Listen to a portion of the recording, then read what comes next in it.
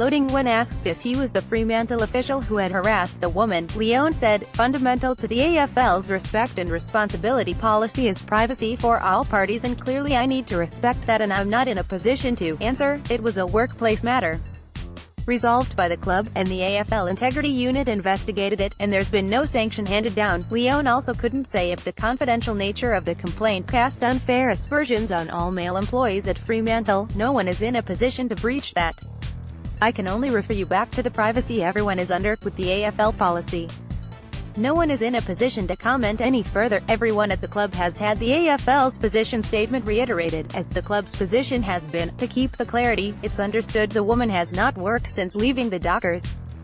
She lodged a complaint with Work Cover in early 2017. Negotiations between the woman's lawyer and the club took several months before a settlement was reached before Christmas."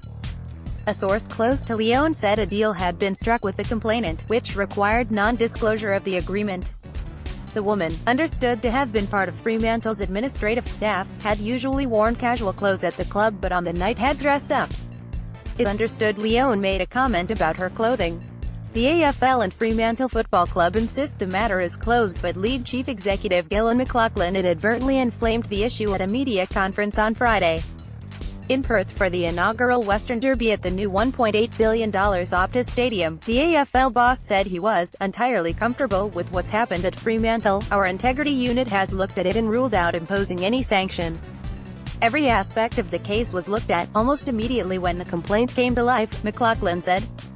The AFL chief did not deny the former Dockers employee had received a payment, and said the league's updated respect and responsibility policy was about resolving the issue between the complainant and the person who they are making the allegation against. However, his comments sparked debate and criticism on Saturday that he had endorsed hush money, a point the AFL denied to The Age. McLaughlin had added, "It's entirely appropriate and part of the policy for it to be confidential. There's a wide series of options available for getting resolution. There are many cases that are resolved confidentially. That's one of the core tenets of the policy. Where possible and where appropriate, the confidentiality remains because it's resolving the issue at hand between the two parties rather than actually being something for public debate. I think it's unfortunate when it comes out.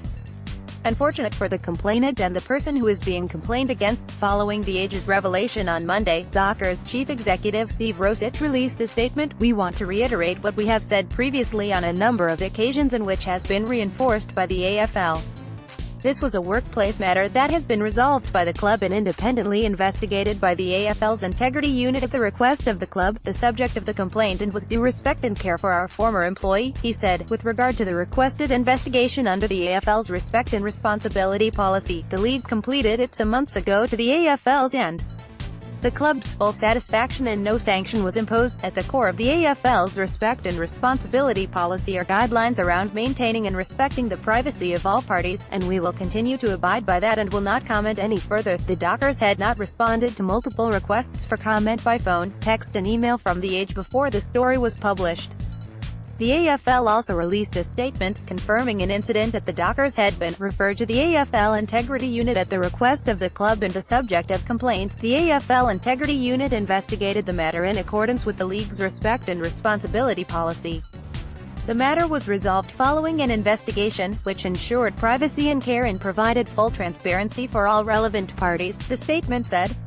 Amid heightened speculation, Lyon was asked about the incident after the Dockers' Round 4 match against Greater Western Sydney and Canberra, but would only add, "I'm certainly aware of that, and I'm aware that the club and the AFL have released a statement and the whole club will reference that statement, and no one's in a position to comment any further." With John Pierrick.